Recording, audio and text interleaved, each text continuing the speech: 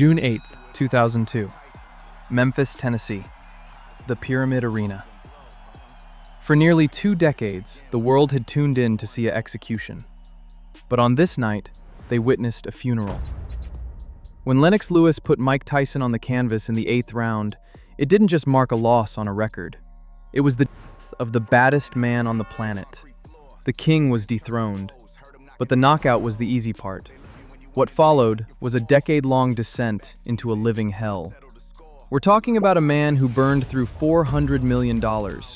A man who was addicted, broken, grieving, and clinically obese. A man the world had written off as a future obituary headline. But look at him today. He is a business mogul, a Hollywood actor, a podcast philosopher, and a wellness guru. How did the most volatile man in sports history pull off the greatest second act in entertainment? This isn't a story about boxing. This is a story about survival. From the bankruptcy courts to the cannabis fields. This is how Iron Mike Tyson fought his way back from the...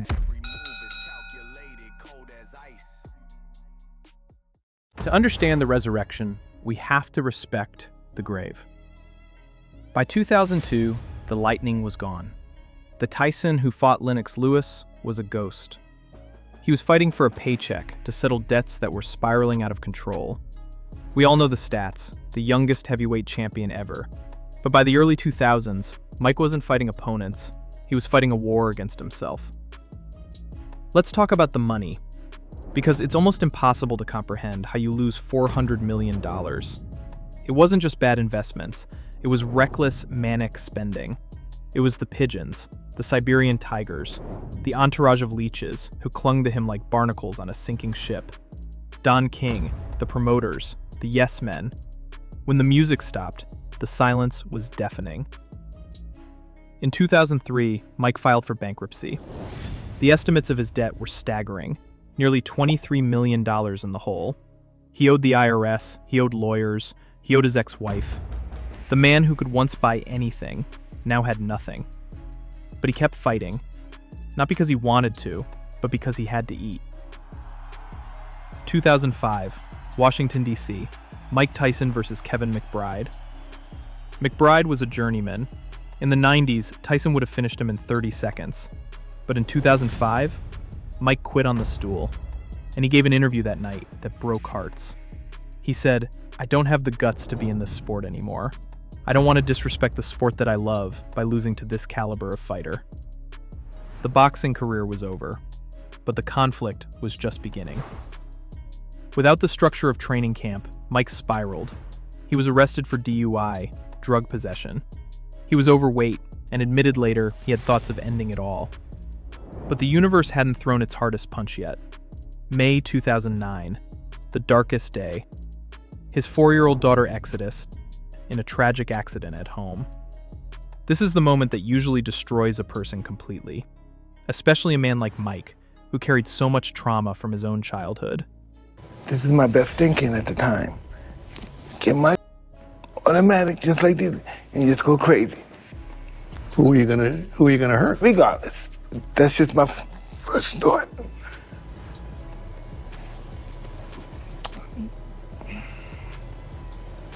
But when I went to the hospital,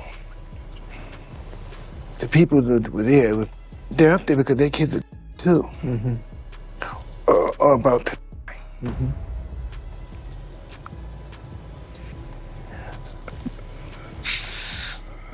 So, who the hell am I? They get it too. I don't know. It's something happened that day. I don't know what happened that day. He was at the edge of the cliff. The media expected a meltdown. They expected the old Mike to rage, to destroy, to self-destruct. He was isolated. He was broken. He was addicted. Situation critical. Conflict unsurvivable. But somewhere in that darkness, a switch flipped. Mike realized something terrifying. He was going to die. Not in a ring, but alone, sad, and hated. He had a desire to live. Not just survive, but to actually live for the first time. The first act was over. The intermission was bloody.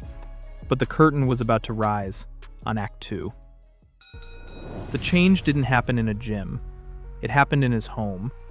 Mike committed to sobriety, a choice that seems quiet, but is louder than any knockout punch.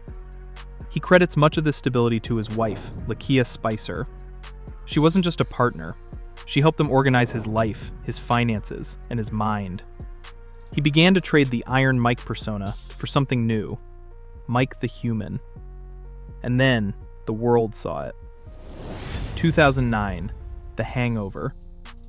It seems silly to say a comedy movie saved a heavyweight champion, but pop culture is powerful.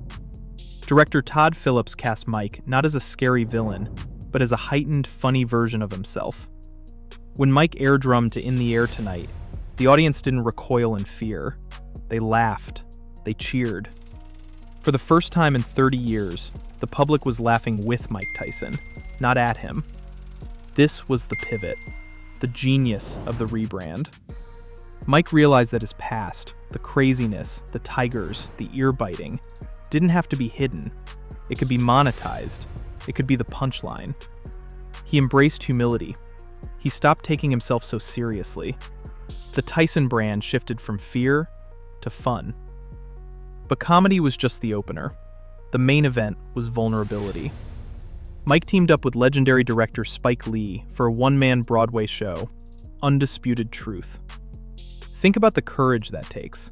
To stand on a stage, alone, for 2 hours, and tell the story of your trauma, your conviction, your drug use, your failures. He owned his narrative. He didn't make excuses. He just said, "This is who I was. This is who I am."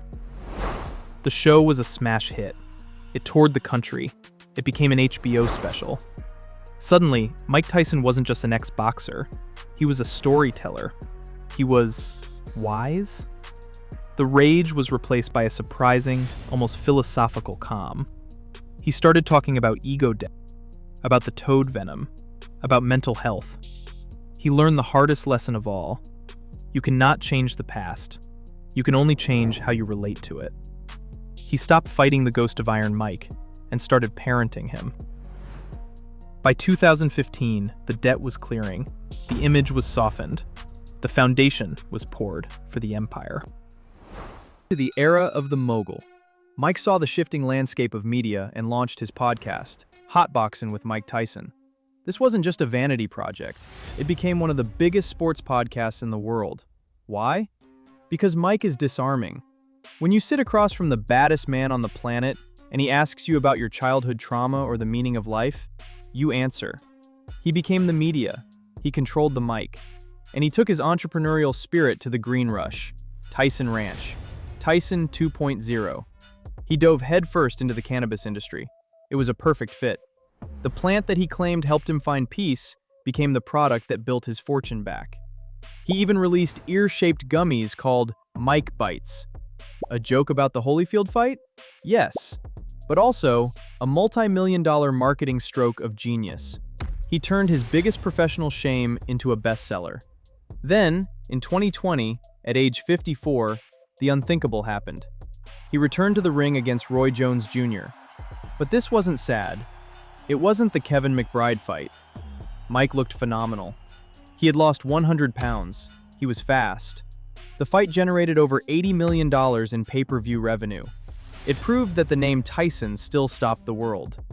But this time, people weren't watching hoping for a train wreck. They were watching to celebrate the recovery. Whether it's exhibition matches with YouTubers or selling premium cannabis, Mike has built a legitimate, successful empire. The man who was $40 million in debt is wealthy again. But more importantly, he is free. He broke the cycle. Mike Tyson's story is a stark reminder to all of us. A knockout is not the end of the fight. He lost the money. He lost the titles. He lost his reputation. But through painful self-examination, sobriety, and a willingness to reinvent himself, he managed one of the most powerful resurrections in history. He traded the fear for philosophy, the rage for humor, and the debt for an empire. Mike Tyson didn't just escape his past. He learned to talk to it, monetize it, and conquer it. The new Iron Mike is living proof that failure is simply an invitation to write a better second act. What is the most surprising part of Mike Tyson's comeback for you? Is it the podcast, the movies, or the peace he seems to have found? Let us know in the comments below. For more deep dives into the lives of legends, hit that like button and subscribe to Zoomalyze. We'll see you in the next round.